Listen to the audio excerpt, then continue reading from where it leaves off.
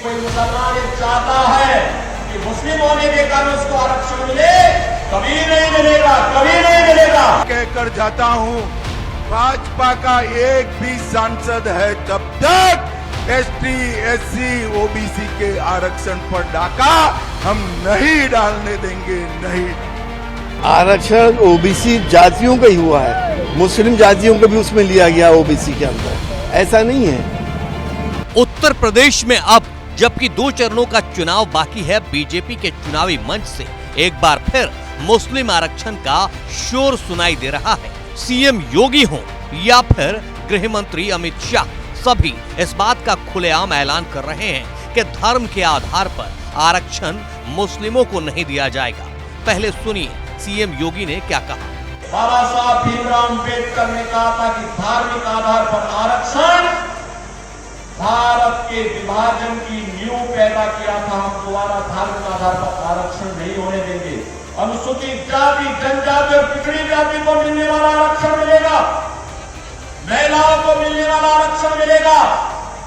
लेकिन कोई मुसलमान ये चाहता है कि मुस्लिम होने के कारण उसको आरक्षण मिले, कभी नहीं मिलेगा, कभी नहीं मिलेगा।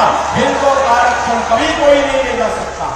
गुरुवार को उत्तर प्रदेश के सिद्धार्थनगर की चुनावी रैली में केंद्रीय मंत्री अमित शाह ने भी इस बात का ऐलान कर दिया है कि बीजेपी धर्म के आधार पर मुस्लिम आरक्षण समाप्त करेगी। उन्होंने कांग्रेस और समाजवादी पार्टी पर जमकर निशाना साधा। अमित शाह ने कहा कि इंडिया गठबंधन का मकसद एससी, एसटी और ओबीसी के आरक्षण पर डाका डालने का है। धर्म के आधार पर आरक्षण में नहीं मान। ये पिछड़ा समाज, अति पिछड़ा समाज जो करोड़ों की संख्या में है, उनका आरक्षण लेकर एक कांग्रेस पार्टी मुस्लिमों को देना चाहती है। मगर मैं कहकर जाता हूं, भाजपा का एक भी सांसद है तब तक एसटी, एससी, ओबीसी के आरक्षण पर डाका हम नहीं डालने देंगे, नहीं। सियासी मंच से मुस्लिमों का नाम लेकर एससी, एसटी और ओबीसी समाज के आरक्षण को बचाने का बीजेपी जो एजेंडा सामने रख रही है, दरअसल उसके पीछे की कहानी यह है कि उत्तर प्रदेश में योगी आदित्यनाथ सरकार ओबीसी आरक्षण की समीक्षा कराने की तैयारी में जुट गई है, जिसमें ओबीसी आरक्षण के तहत मुसलमानों को दिए जाने वाले आरक्षण के आधार की जांच कराई जाएगी। हालांकि सपा का कहना है कि यूपी में आरक्षण धर्म नहीं कर्म के आधार पर मिल रहा है। देखिए, आरक्षण ओबीसी जातियों का ही हुआ है, मुस्लिम जातियों को भी उसमें लिया गया ओबीसी के अंदर, ऐसा नहीं है। हमारी शिकायत यह है कि अगर एक हिंदू धोबी को आरक्षण मिल सकता है तो मुसलमान धोबी को क्यों नहीं मिलता। ये तो सन 52 से क्या धर्म के आधार पे नहीं है? लेकिन धर्म के आधार पे संविधान इजाजत नहीं देता है। संविधान ने पहली पेज पे लिख दिया कि हिंदू धोबी को तो आरक्षण है, मुस्लिम धोबी को नहीं है। दरअसल उत्तर प्रदेश में 24 से ज्यादा मुस्लिम जातियों को आरक्षण का लाभ मिलता है। ओबीसी वर्ग में मुसलमानों के आरक्षण के मामले पर अब योगी सरकार ने जांच कराने की तैयारी शुरू कर दी है।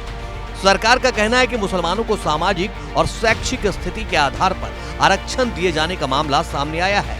ऐसे में सरकार ये जांच कराएगी कि आखिर मुसलमानों को किस आधार पर आरक्षण दिया जा रहा है।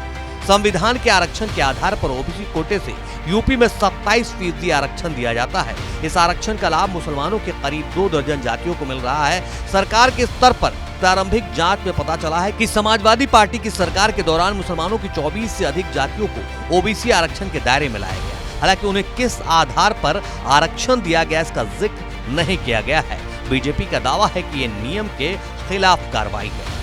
सूत्रों का दावा है कि यूपी ओबीसी आयोग इस मामले में आवश्यक जानकारियां जुटा रहा है, जिसमें आरक्षण दिए जाने के आदेश से लेकर अब तक लाभ पाने वालों तक के बारे में जानकारी जुटाई जाएगी। विभागीय स्तर पर जुटाया गया पूरा ब्यौरा सीएम योगी आदित्यनाथ के सामने पेश किया जाएगा।